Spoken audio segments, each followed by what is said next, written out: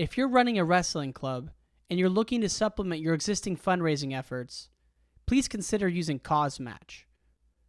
CauseMatch is a peer-to-peer online crowdfunding campaign, and past results show that this type of a campaign using CauseMatch will help you raise 6 times more than traditional events. And the best part is that it won't cost you an additional 30-40% in overhead. You don't have to change a thing in your current fundraising plans. CauseMatch is just meant to help supplement your existing efforts. Go to causematch.com/wrestling to schedule a 20-minute Zoom call and see if there's an opportunity to grow your fundraising. That's causematch.com/wrestling. Hardell Moore. Hardell, welcome back, man. It's great to see you. Good to see you too, Ryan, man. Thanks for having me, man. Appreciate it. Yes, sir. Yes, sir. We're talking on Friday morning, August 18th. This podcast was scheduled before this week's activity started, folks. I just want to level set there. Now, big news happening. Coleman Scott stepped down at UNC. Tony Ramos, interim head coach. Supposedly unrelated, the great Zach Esposito heading to Colorado Springs. 3 big moves in a week. What are your thoughts? Well, I'm going to start with, obviously, with my boy Zach. Esposito's been a friend of mine from the time he came here from New Jersey. I mean, dude's been here 21 years, right? And I am a huge fan of Esposito, his family, what he stands for, and what he's done, not only for Oklahoma State wrestling, but also what he's done just for the state of wrestling in Oklahoma. Mm-hmm. You know, he's got a young son named Rocco, and, you know, one of his girls wrestled a match back in the day as well, but he's just a energetic guy, and he's going to do great things in Colorado. And obviously, you know, James Green has done what he's done, and he had that surgery, and I think he feels a little bit more rejuvenated now, and not only going back to Nebraska to wrestle, but going back to coach. So he's going to still be giving back too, just on a different level. And, you know, Zach has done a lot of these different tours and different things like that. So I'm super proud of him. And then as far as everything, the news that just really broke yesterday, a lot of rumblings going on. So it's kind of hard to really say what is what, right? I'm happy for Ramos, right? Being the interim coach there, along with Jamil Kelly there right now at North Carolina. Obviously, we do know Coleman has stepped down, but everything else is just kind of a rumor mill right now. Haven't seen anything as far, you know, we say as far as Twitter goes, right? But no quote unquote press releases. I know there's different articles, but I'm actually waiting to hear from whether it's Coach Smith, Coleman, the OSU administration as far as the wrestling part goes, because I mean, I'm deeply connected to that program, as you know, right? That's where I went to school and so on and so forth. So, you know, my interest levels are high on that. And, you know, I like everybody that's involved in this whole situation. So we just got to wait and see what happens, man. You know, maybe by next Thursday or next week, we may have a better idea of some solid information of what is what. Chances John Smith does not coach this season, in your opinion? I still think he's going to coach this year, personally. Same. That's just my opinion. I've not talked to Coach, and really I haven't even asked Coach that question. Even when I get a chance to talk to him before duels and interviewing him before duels and stuff like that, I haven't even brought that up. And I probably do that, number one. I know he probably gets that question a lot. And, you know, when Coach is ready to, quote unquote, hang up the wrestling shoes and or the coaching whistle, hey, it's John Smith. The best. And it's the best. It only comes up now because Coleman, head coach, really turned around UNC. And Willie posted a tweet like UNC before Coleman and after Coleman and Tony. And I know those. Yeah. It's cool to see 2 lightweight guys doing it. You don't see that often, you know? Well, and think about this, Ryan.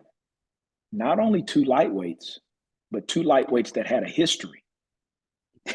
True. Right? Yeah. So, you know, and I mean a deep related history of you're taking my spot now. You're taking me off the world team, or now you're surpassing me, and whatever the case may be, you know. So not just knowing each other, but they've got actually just true history of competing on the mat. And obviously, I think that took their respect level to a whole different level. And, Coleman getting in there and turning UNC around and bringing Tony with him. And then you add Jamil, a few years later. And, you go, you got a national champ a couple of years ago. You got another finalist in Clark the year after that. And you got O'Connor winning it again this year, Mm-hmm. And not only that, O'Connor really battling last year on one freaking knee and losing the first round match and wrestling all the way back. So, it's good stuff what they have built there. And like you said, I saw that tweet that Willie put out there, and that was good stuff. I mean, you look at, as an Illinoisan, Austin O'Connor, there's never been a more winning wrestler. 5-time kids champ, 4-time Illinois champ. For them to come in here and get him was crazy. Yeah. Like, and that's, Well, that's crazy to me that they can recruit that well. It's unbelievable. yeah, and I think that's just obviously the name of whether it's Coleman Scott or Tony Ramos or different things like that, and obviously the education that North Carolina offers. The academics there as well is awesome, and for them, like you said, to pull somebody like a Austin O'Connor out of Illinois' backyard is huge. And I mean, he was the face of that program from the time he stepped on campus, basically to the time he left. And do you think that was Coleman coaching Tony after Tony left after the Gilman thing? Like, the Coleman That's a coach Tony? good question. You may be right. I may be speaking out of turn, and that's why I say they have history together, man. Like yeah. you could be right on that, right? Because I think coming down when Coleman was almost done, or into that area, that's when Tony kind of started hitting his peak. Mm-hmm. And I don't recall how many times they've wrestled or back and forth that they had, but they had some. And you also got to remember this one. Coleman wrestled at 57 kilo, no, not 57, sorry. I think it was 60, 61. I forget. Everything's changed. Mm-hmm. But there was actually even one tournament that Coleman wrestled Molinaro at one of these tournaments, bumped up. And I think he ended up teching him, if I'm not for sure. But wow. Yeah, man, those guys got history. And I think, their bond is stronger now, kind of being into the depths of wrestling and being on recruiting trips and, building a program and building a certain culture that they had there at UNC. Well, the thing that's crazy to me is you look at what UNC's done since they've got there, and it just reminds you, though, the ACC is so tough. You hear a lot about NC State and VTech. Yeah, It's you like can't. crazy. Yeah, you can't forget what Pat Pops has done at NC State. You can't forget what Virginia Tech is doing right now. And I mean, that ACC is, even Pitt, right? You got to even think about don't leave Pitt, out Pitt. Yeah. right? You can't sleep on Pitt. So just with all these conferences, man, and that's what makes there's so much more parity. Yes, right now Penn State is head and heels above everybody else, but even some of those guys are getting pushed. Like, and just as a whole, these NCAA brackets, a lot of them got blown up early, Mm-hmm. right? A lot of them got blown up early, and then the finals were fantastic. The semifinals were fantastic. So just to be able to watch, regardless if you're the number one seed or the 33rd seed going into that tournament, everybody's got a chance to be on the podium for sure. Yeah, and it's just so deep right now. And you Yeah. look at it's we'll get into the RTCs, and you're the leader of the or the director of the Oklahoma organization right now, or not anymore? Well, so as far as that goes with Oklahoma Wrestling Academy, so I have stepped back from Okay. OWA, right? So as far as my club goes now, my club was all nonprofit 501c3. I volunteered my time there. So I have spent 24 years coaching the youth. Yeah, 24, bro. Whoa. I should probably really be, I joke about this and tell people mentally I should probably be like 65, 70, but I'm only 48, right? But my son, time was coming. My son is entering the 7th grade now. Matter of fact, yesterday they just started school. So he'll be playing school football. He'll also wrestle for the school. And there's no way I can dedicate that time to be up there 3 to 4 days a week at every little local wrestling tournament from 8 in the morning till 9 at night anymore. So long. And my daughter still wants to wrestle, which is awesome. So, we'll still go up to OWA and do some different things like that and work out and take her to some tournaments here and there. But, I think important for these kids that are hitting junior high to get a little bit of that experience, that dual experience, right? And they get a lot more now Mm-hmm. because there's more of these youth duels. But Eli Hale, which wrestled at Oklahoma State for 3 years, he's from Miami, Oklahoma. Uh, Nick Pintanini, Nicky P, was in front of him for those 3 years. Well, Eli ended up leaving and going to UCO and went undefeated and became a national champion there. And he's been in the room with us, and we've been blessed to have him for the past 2 years helping out. So he's already kind of created a foundation, and the parents and kids really get a chance to know him. So he's on our board.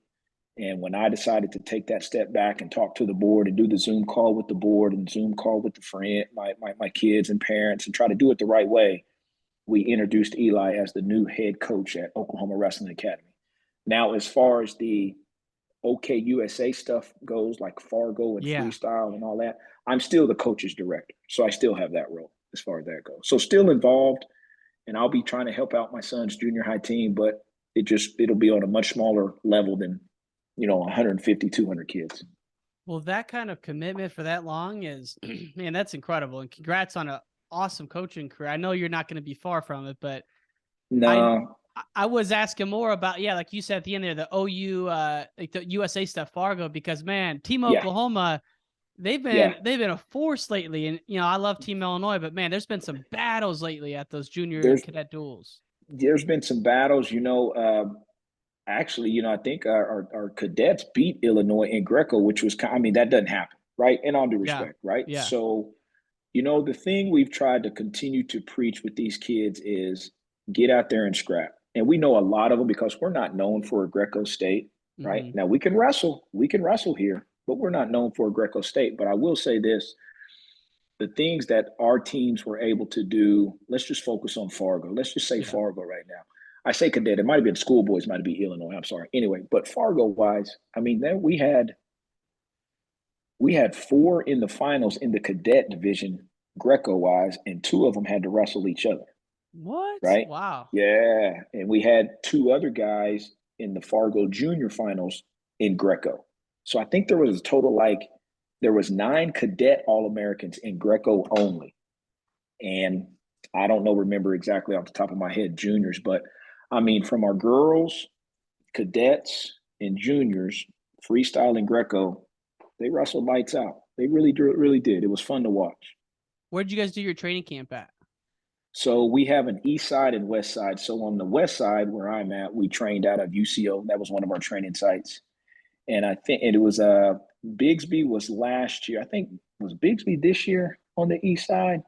There were some different spots on the east side. I don't remember off the top of my head, or it might have been Broken Arrow or somewhere like that. But, we try to get it. And obviously we know a lot of kids sometimes can't make different places, but we just try to spread it out. And, so we have also what's called like a dead week in the state of Oklahoma, right? What's and that? So it's basically where high school coaches cannot have contact with their kids, and the kids cannot work out in the high school rooms. So obviously we used OWA as a workout facility. We used UCO as a workout facility. And on the east side, Guerrero's got the deal down there. They've used that place as a workout facility. So just trying to get in where we can, man. But yeah, it's kind of tough. And especially not being a head coach for a high school program, like I can go coach these practices and stuff. But it falls on a bad time for us. But hey, you can't complain. You got to find a way to get it done. Well, Oklahoma's been great at those tournaments, and congrats on all the Fargo success this year, man. Thanks. The numbers from the tournament is it's the biggest it's ever been this year. I will say this. I don't know if it will happen, but I think looking at this year, the girls are growing so fast. Don't say break it up now. Don't say break it up. I'm not saying break it up, but I think what they did this year worked out very well. Okay. As far as the girls wrestling first, right? Now, what they may eventually do is they may say, okay, the girls are wrestling first on, let's say, whatever 2 days. And then the day in the middle is a break, and then you start the boys freestyle. Because I will say this, the girls are growing so fast, and you got to think last year at one time, I think the cadets were wrestling, the girls were wrestling, and the juniors were wrestling. Yeah. It's nuts. And it's, and I I have to admit this, and it's change, right? And no, some folks don't do well with change, right? Mm-hmm. But being there, I like how they set it up with the two stage matches on that one end. It seemed to flow a little bit better, because they have to figure out a way. Because if you can't fit it in that daggone Fargo Dome, I don't know where else you're going to put it, because that Yeah. place is huge. Huge. It's It's huge. so what has this year they did cadet and junior freestyle at the same time, and normally they staggered Yeah. it. Yes, so you are correct. So right. So normally, let's say the cadets wrestle on a Tuesday. I'm just throwing these days out. But let's say the cadets start on a Tuesday. Well, then the juniors would start on a Wednesday. Well, this year, cadets and juniors started on the same day, the same time, and different things like that. And I tell you another thing I really like what they did. The weigh-in process is always, they run through that thing like clockwork anyway. I don't care if it's behind the bleachers or on the mat. Great. I do like this. Now you're getting me down into the nitty-gritty stuff. I like that they designated certain mats for teams to warm up on. Yeah. They did a great job with that, and I got to kudos a lot of the coaches and athletes, because everybody stuck to script. At least where I was at, we stuck to script, right? Now you got to be creative, right? If you got cadets and juniors warming up at the same time, you got to go, like we did a group 1, group 2, but it worked out. It wasn't a madhouse trying to find a daggone spot on the mat. You already had, hey, we're full on mat. We got a full mat 14 and half a mat 15, or whatever the case may be. Now, I mean, that's how they did it. Yeah. That's exactly how they did it. But it was awesome. It was good. They did a great job with it. I definitely wanted to hit on Fargo just because we're watching all the U20s World Championships, the U17s, and Fargo's kind of like the preamble for that. And I'm like, how good are these kids now? It's just like crazy to me. I tell you what, man, and you still got to remember this. There's good kids that didn't place. I mean, there's nationally ranked kids, top 5, top 10, that didn't even place at Fargo. And if you see what our young men and young women are doing on the world stage right now, like, it's crazy. And you still got to think, some of those kids, got beat in the US Open finals or world team finals by, 1 or 2 points that could have been there, but now they're here at Fargo and they're still getting pushed. So to see what the U17 did, I think they had the U15 Pan Am qualifier, what the U17s did, and even our Greco guys right now, like, they're wrestling, right? They are wrestling out there. The girls are just, it's awesome to watch. There's so much depth. There's so much depth. Crazy. It's super fun to watch. It's super fun to coach. It's super fun to be involved in it. And just it's just crazy to me though, even as dominant as we are, like we've had our best year ever at U20s, maybe U17s too. Isn't it crazy that a country a quarter the size of us still beats us every year? Like even without Russia, like Iran, I think they won U17s and U20s. It's like we know Iran's a wrestling hotbed, always has been, but it's like we're surging right now and they're still holding us off. They're still holding us off. It's not obviously as much as it used to be. And you got to think that, this is some of those kids' livelihood now. Like right now. They are a professional athlete at 16, 17 years of age right now, which I think may explain a little bit of it. But to see where we were and to see where we're at now, leaps and bounds, right? Leaps and bounds. And it really is. That's just nothing but a positive, and to continue to strive, right? It's baby steps. It's baby steps, and we have taken so many steps in these really past 10, 12 years, man. It's crazy. And it's almost like you got to think of it this way. JB kind of started all of this stuff, in all due respect, right? In 2011, and he'll admit it, like, he didn't wrestle much freestyle. He never went to Fargo. You win NCAAs, you're done. Let me go see if I can make the world team. Okay. Beat Andrew Howe, make the world team. Let me go see if what I can do up at the world championships, and wrestle Targoose second round, and let me beat the defending world champ, pulling the singlet, right? Oh. And then if you think from 2011 to 2023 now, on every level from the senior level on down, it's gone nothing but up. It's gone nothing but up. And I think he was the trailblazer to that. He was a trailblazer, and there's starting to be more depth. And the men's team loaded, women's team loaded, U17, they're all loaded. U23, all of them. It's fun to watch. It really is. And now that we got Espo heading out there, I can't think of a better guy for that job than Zach Yeah. Esposito. Yeah, I did have a chance to talk to Espo.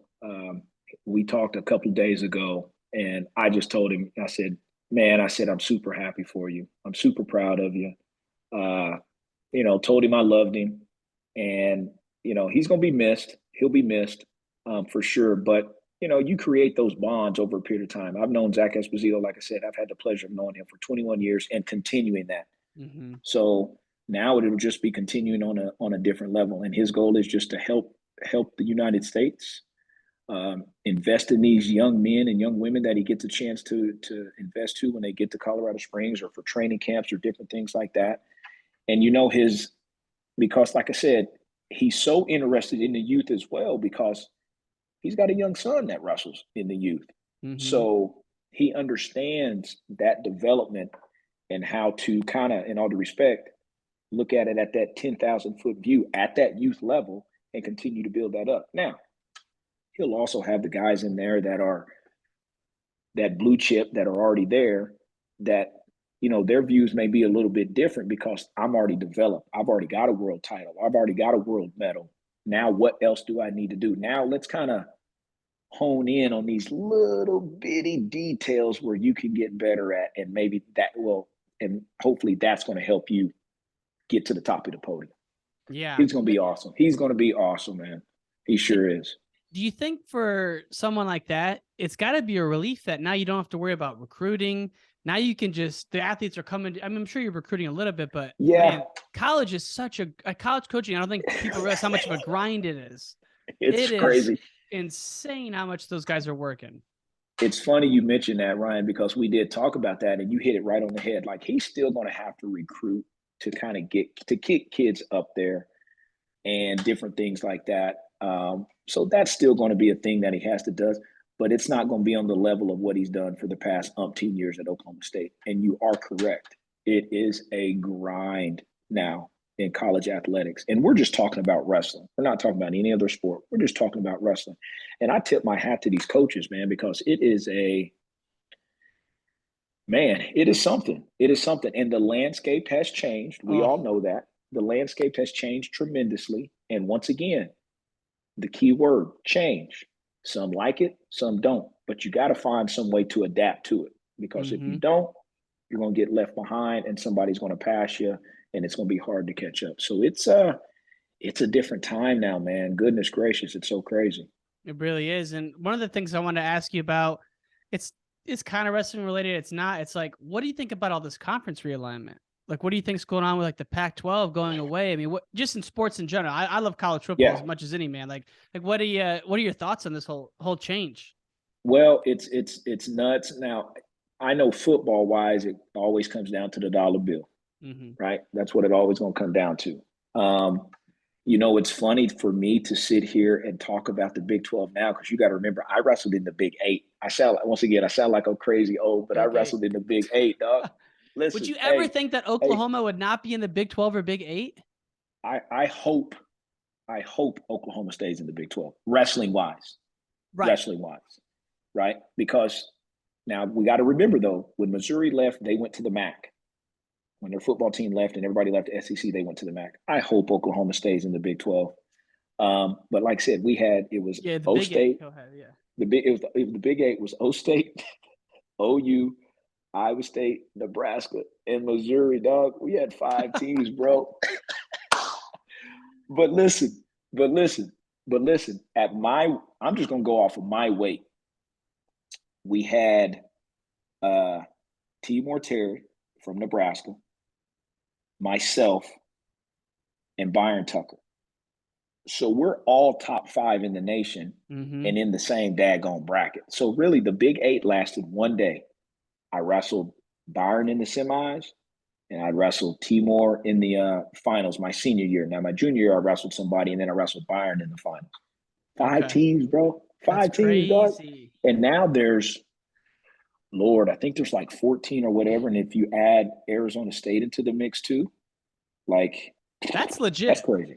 Arizona Yeah. State's like, you move a top 4 team in like that. We know how hard it is to Yes. get in that top 4. They've been there a Yeah. lot recently. Recently. That's a big change. Like I know, That's a big there's been a change. lot of like, yeah, some of the mid-major programs coming in. Awesome, I love it, but material impact on the top 5, not really. This could Right. really shake things up in wrestling. It could really shake things up. And I mean, you see what Missouri's been doing in the Big 12 the last 2 years they've been here, right? Crazy. Complete domination, right? And it's been some great, great wrestling, which I'm excited because I get a chance to sit there at these Okie State duels, put them headphones on like you got, and talking to a microphone about what great wrestling I get a chance to see and what great coaches I get a chance to talk to that are coming in the Gallagher Ivo Arena. So I'm looking You forward to kill it, that. man. You Oh, absolutely, thank you. I'm telling you, man, it's a pleasure to listen to. And knowing you're now a big, it's called Big 12 now, but you're a Big 12 guy.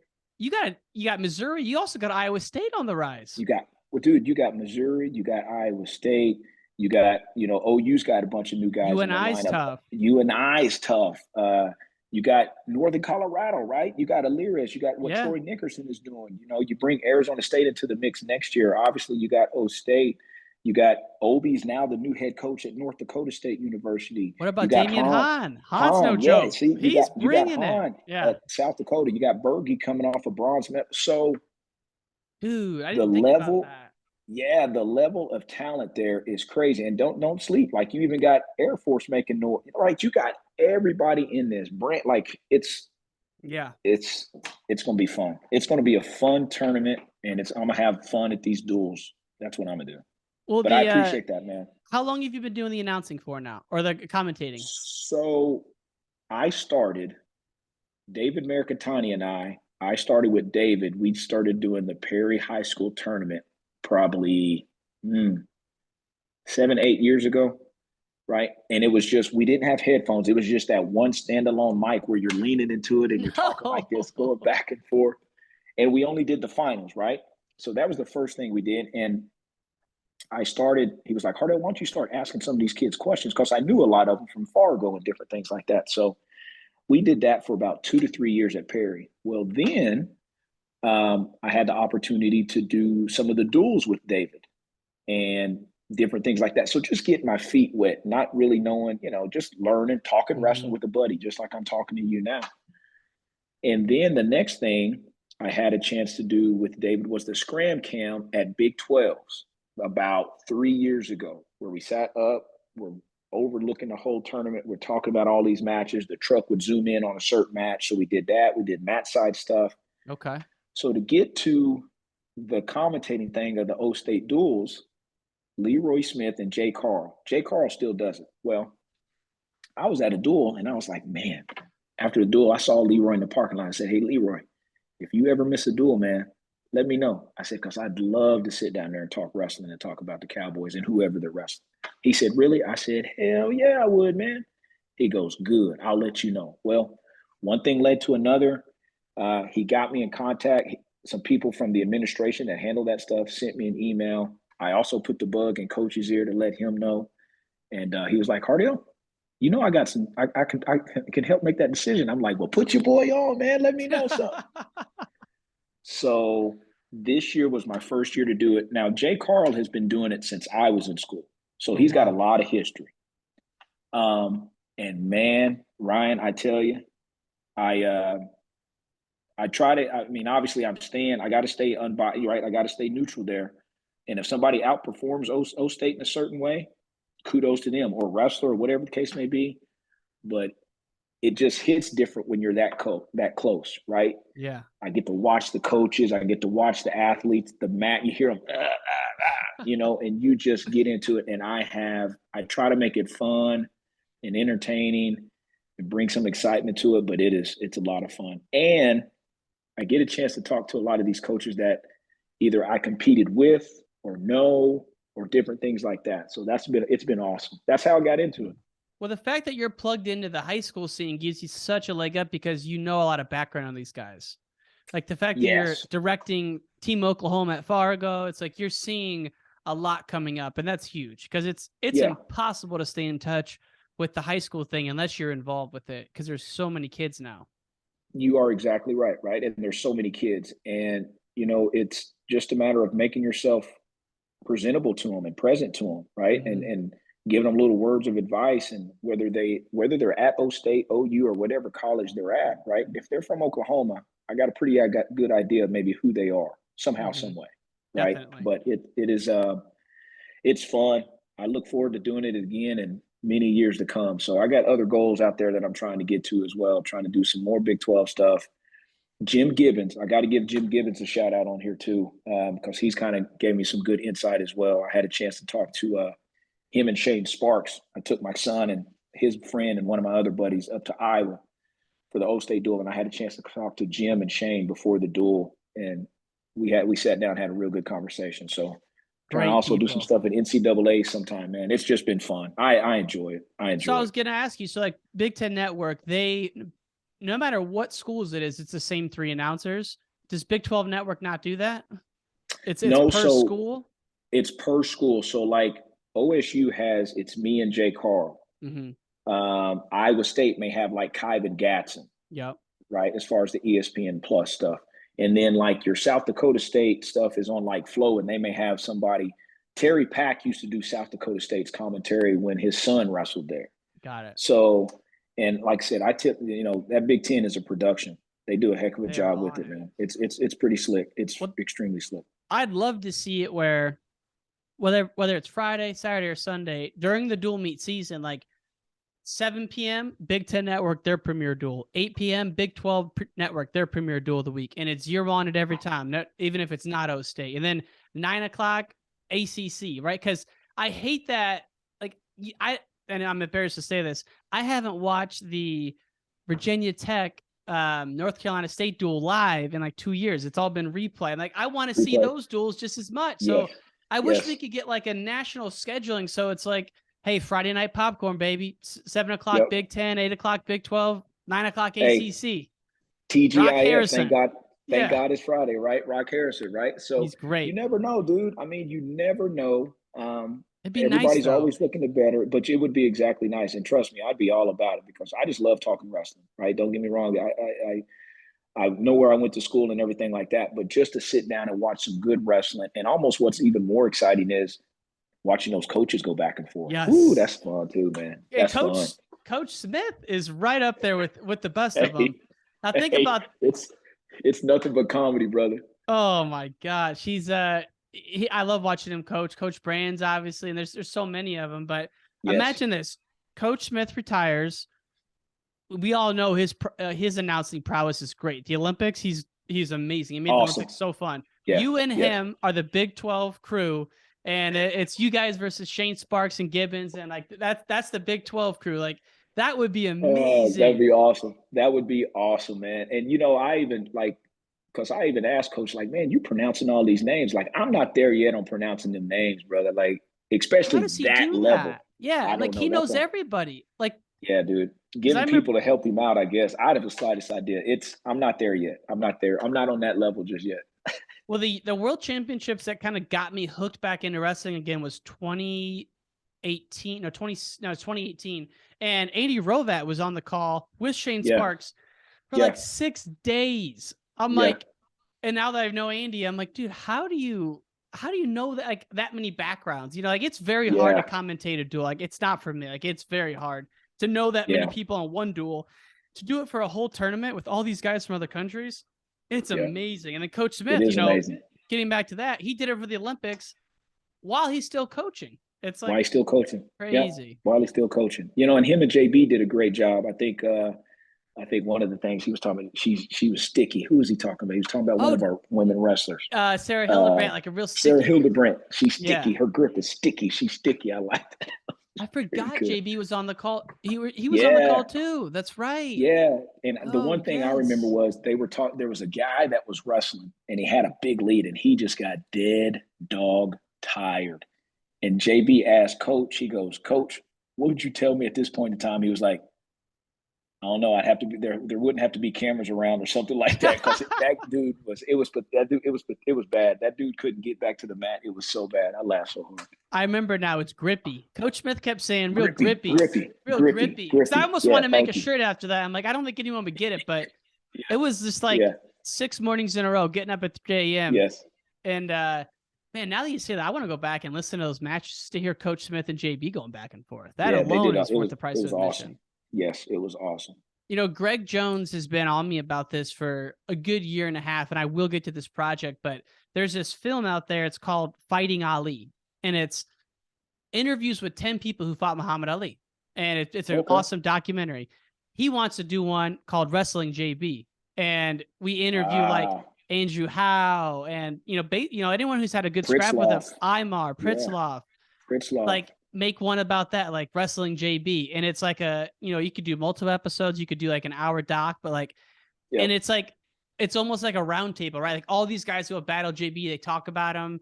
And like, imagine getting like Sargush or Sidakov, like that would be epic. You know who you could start with on that? Who? Nick Marble. He's the first one that beat him in the States. Oh, really? Jersey? Yeah. He's from he wrestled at, where did Nick wrestle? Did he wrestle Missouri? He helped Sammy at West Virginia for a while. Nick Marble, Marble. Okay. He was the first one, I think, to beat JB in the States. And that could start it off from there. And obviously, you got a whole list of everybody else that you can go through. You mean United States? So I thought when you said States, United I was going States. high school. I'm like, Jersey No. Okay, no. I'm just gotcha. talking. I was talking internet. I don't see, and that's another thing. Are you talking just all international? Are you talking some freestyle guys? I mean, you could throw Tyler Caldwell in there. He wrestled JB. Like, you could there's a bunch of them. You would have to do at least 15 to 20 minutes on like the Nebraska days. And then because he's had some battle, like he was in some loaded brackets there. And then Poeta, the whole world, like Poeta. Yeah, it's like all those guys. So I'm saying it on air just so people hold me accountable for it. And if someone else wants to do it, please do it. I think it's if you just Google it, and it's called like Fighting Ali, watch that. We should do the exact same thing on JB. And we could do it for a lot of wrestlers. That's a good one, Greg Jones. I like that one, buddy. That's nice. I like that. I mean, think about doing one on John Smith, and it's Tom Branch talking about John Smith tech following him. It's like there's so many things you could do on that. Yes, it is. It is. Now, what's crazy to me about this whole coaching thing, just to kind of bring it back to current times, you think back to Coach Smith's first year there. He was co-head coaches with the great Kenny Monday. Mm-hmm. And because that in 91, so John Smith wins the Olympic gold medal summer of 92, immediately retires, becomes full-time head coach. 92, 93, Oklahoma State's banned from competing at the NCAA tournament. And then 93, 94, they win it with Pat Smith. That was my redshirt freshman year. Okay. So Mark Branch that year when he was going in with the losing record? 7-6, losing record. Yep. So were you there during the ban year too? Or that was your first year? No, wasn't there during the ban year. That was the year during my recruiting process.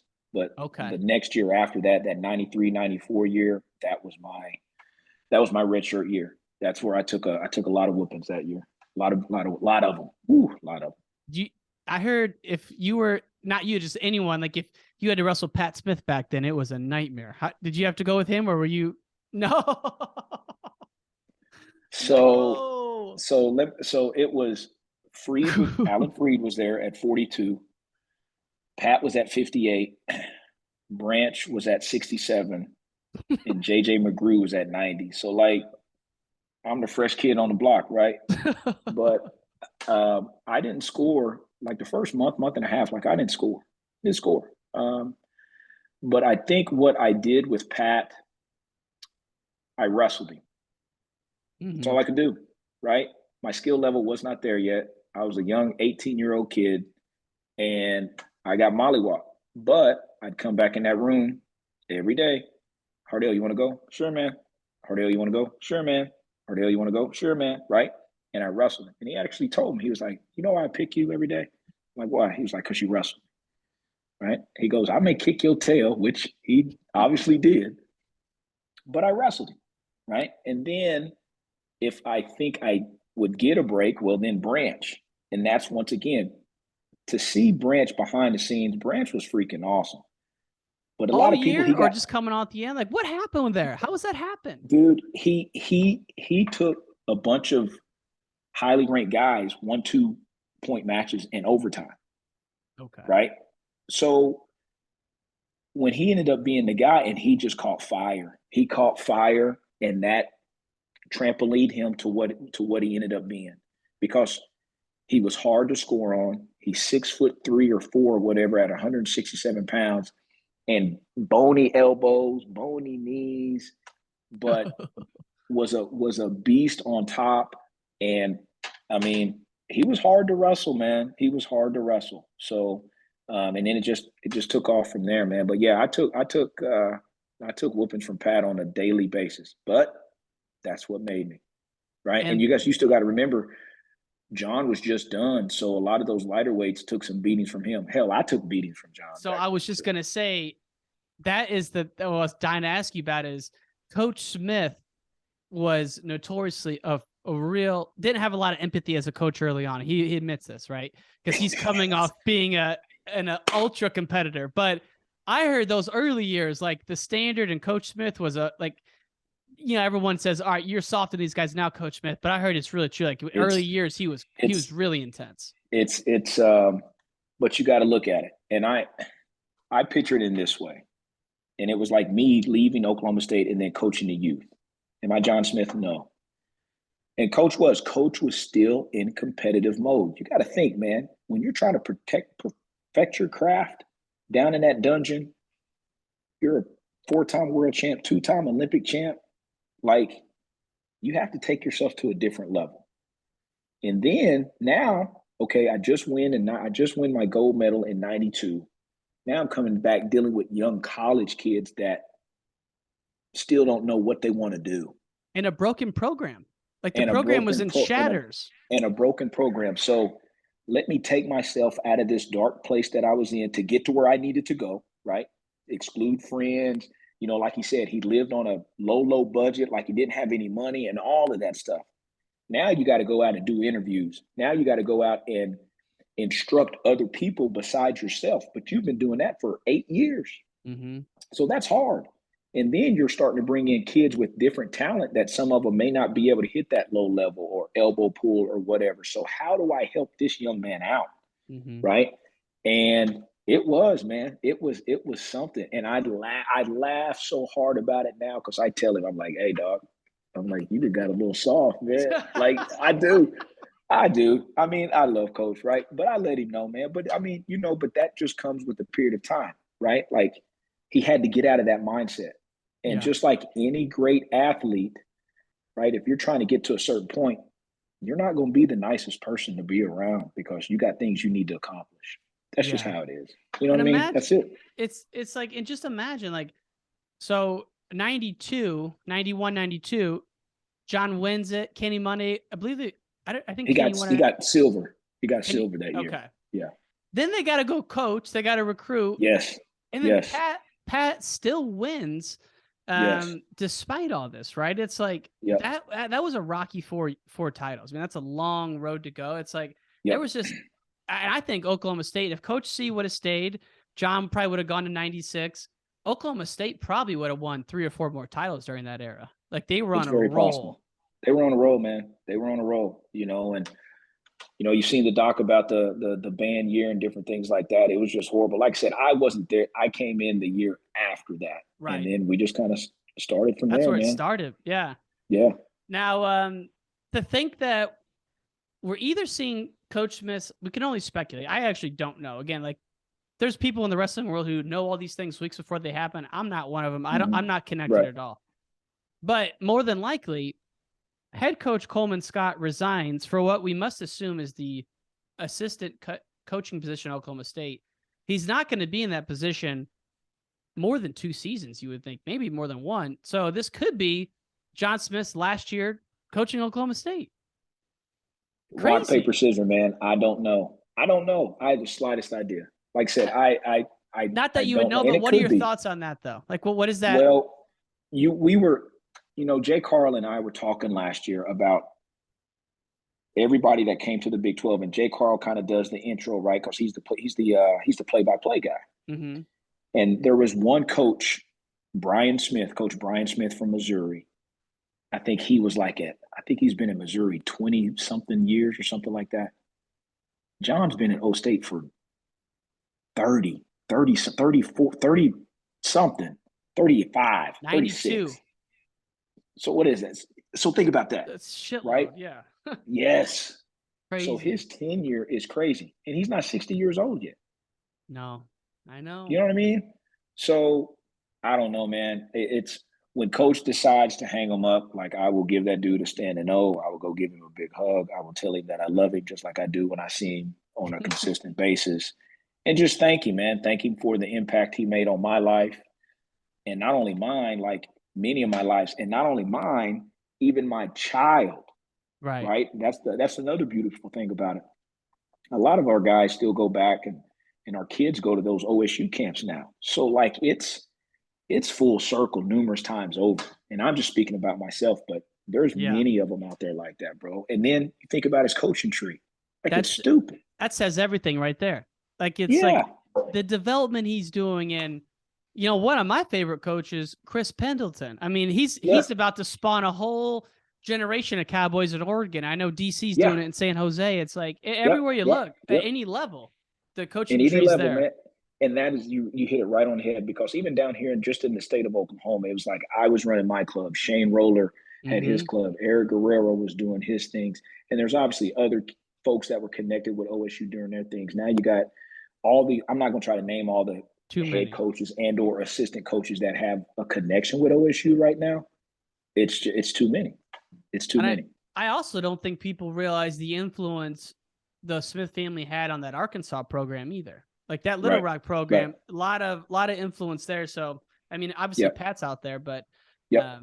yeah, no, it's crazy, man. I just it's very unusual for a head coach. And I guess we can't even assume Coleman's the assistant coach, but basically there was a press release on one of the Oklahoma State websites today that Coleman Scott's accepted the associate head coach. And Okay. that's what we've all heard basically 99% happening. You don't really know, but a guy on Twitter, Seth Duckworth, who does a great job, Seth is awesome. Seth's amazing. So finish your story. I'm gonna tell you a backstory to Seth. Go ahead. So Seth tweeted today that he had a press release ready to go that Coleman was the next assistant head coach, associate head coach, whatever you want to call it. Not the head coach, the assistant. And then he Right. was told to hold off on that. And then one of his Oh, colleagues at another paper published something. So it's just wrestling's it's always a little secret. I don't know why, it's always but a little secret, dog. I'm gonna give you a quick backstory on Seth please. Duckworth. So I'm a pharmaceutical rep. That's my job. So I had Seth Okay. is from Cushing. So I had Cushing was part of my territory. So anyway, this is years ago now, bro. This is years ago. Yeah. I go into this office, talk to one of the nurses. She asked me if I wrestled, said yeah, yada yada yada. She was like, "Are you Hardell?" I'm like, "Yes, ma'am, I am." Yada yada yada. She was like, "Would you sign a poster for my child, Seth?" I'm like, "Sure." I was like, "Next time I'm in town, you bring it up, I'll sign it." She was like, "I'll bring it tomorrow." So a few weeks later, I go back, and it was like our All-American poster or something like that. And she had it at work. I signed it and gave it back to her. Well, like I said, come to find out, that was Seth Duckworth's mom. Oh, And I did what? not, I did, yes, yes. So Holy over a period of smokes. time, I get Cushing, I lose Cushing for some years, and then I get it back. And by this time, I'm following Seth on like Twitter and different Yeah. things. And she was like, "Hardell, do you remember my son, Seth Duckworth?" I'm like, "Yes, that's it." She was like, Man. "You signed an autograph for him when he was like 7 years old, or postal for him when he was 7 years old." I'm like, "Oh man, that's crazy." Oh, But no, small Seth does a world. great job, man. He does a great job covering wrestling, and I know he can't get to everything, but dude does a phenomenal job. He does a He's phenomenal job. amazing job. And you also look at, I mean, it's just going to be exciting because I'm hearing that UNC, they're trying to potentially find their next head coach in 2 weeks. That's what the posting said Yeah, today, which that doesn't even make sense to me. I I thought saw. Ramos I was going think to be that. the interim for a whole year. Yeah, I saw where it says 8:30. I think is what that August the 30th is what that date's supposed to be. But once again, man, it's like the abyss. It's like the unknown, brother. How do you hire assistants right now? Like, it's Dude, I don't crazy. know. It's I don't. I nuts. don't. I don't. I don't know. I have zero answers, Ryan. Zero. I'm excited to see what happens, man. And we didn't get to talk about it, but I'm hearing that the holiday duels out in Stillwater, that tournament's really building up to be big things, man. Yeah, I got to. I talked to What's it David called? The Mercantani a Hall lot. of Fame duels? Hall of Fame duels, Hall of Fame holiday duels, or something like that. David Mercantani's done a great job, along with Leroy Ed Gallegos. I'm fortunate enough and blessed to get a chance to commentate it, along with David as well, and just see some great high school wrestling, man. And It's awesome. it's going to be in December, I think the 21st, 22nd. this year, and there's going to be some more powerhouses there.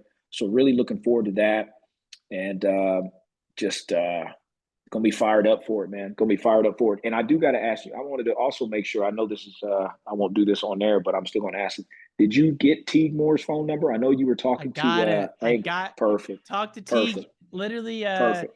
literally 2 days ago. He's coming on, Awesome. and Awesome. God, man, like I called him and we're chatting for 5 minutes. Next thing you know, it's 20 minutes. I'm like, we got to cut it off because I want this to be Yeah. fresh for the podcast. But Yeah, no, dude. Yeah, I was man. listening to that interview, and when you and Angle were talking, and I was like, dude, I need to send Ryan a text just to make sure he's got his number. So, No, thank you. Thank you. We yeah, got man, good connected dude. though. Yeah, he's Good scheduled. dude. He's on the calendar. And yeah, man, if there's anyone you think needs to come on, shoot me a text, because like we get to a lot of them, but it's there's so many people, as you know, that are involved with Yeah, wrestling. man. It's It is, man. It's crazy. It's a small world, just even doing like we were talking about some of the Hall of Fame duels, but just the whole Hall of Fame deal a couple of weeks or a few months ago with Joe and everybody that got inducted, and like it was just awesome. Like the yeah. wrestling world is just awesome. It is I awesome. was listening to part of my take, and they were actually commenting to like, why is the football Hall of Fame more popular than the basketball one? And their hypothesis was that the football Hall of Fame induction kicks off the football season. It's like the first week of the year. The Yeah. basketball one is kind of randomly in August. So it had me thinking, I'm like, how cool would it be if the Hall of Fame, I'm not telling them what to do. I love the Hall of Fame. Leroy Smith's amazing, but Yes. it's in May right now, I believe, right? The Hall of Fame ceremony? No, it was in June. And listen, June. only reason I know this was because it was my wife's birthday that morning. So it was June, June 3rd. I can give you the exact day. It was June 3rd. Man, how Yeah. cool would it be though if it was at that high school tournament, like around that time, or like around Oh, that like, would be awesome. or like, I don't know, like the Wednesday at the Nationals. I mean, where everyone could go and like see these speeches. But like, the Wrestling Hall of Fame in Stillwater is so cool. If people haven't got to go, I know you've probably been at trillions of times, but what a cool thing to go see. What they've done there is amazing.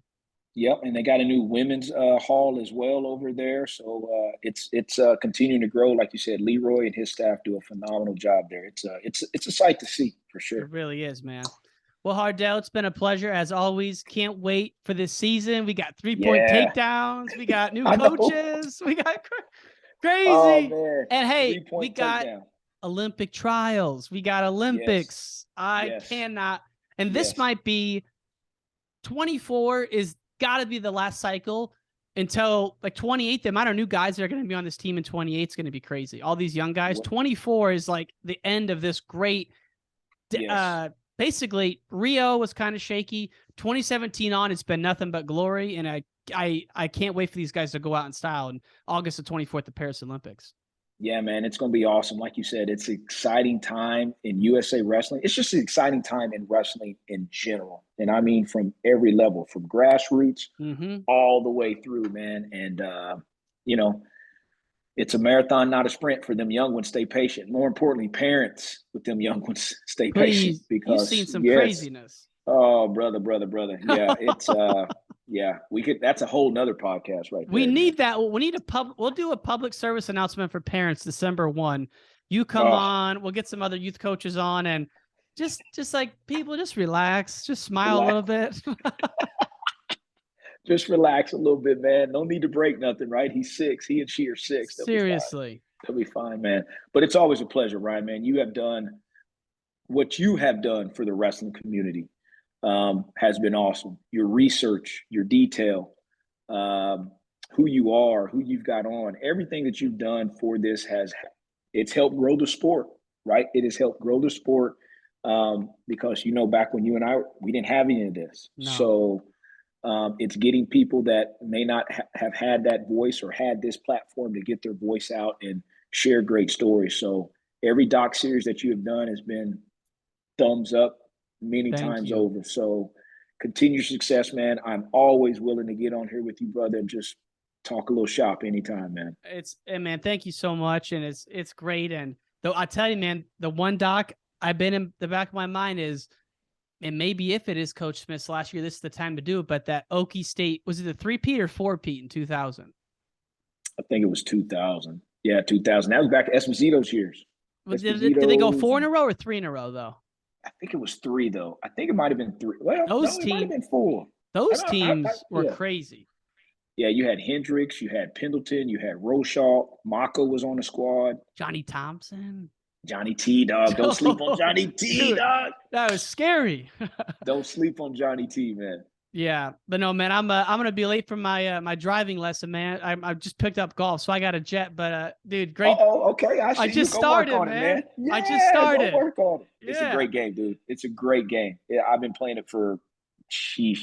I didn't start till like my junior year in high school, but it's Oh a great game. wow, you've been going a Yeah, dude, while it's a great then. game. Yeah, it's a great game, man. You'll enjoy it, bro. Go get that swing right, All man. right, man. I'll talk to you. All right, Take brother. care. We'll see you, Ryan. Peace.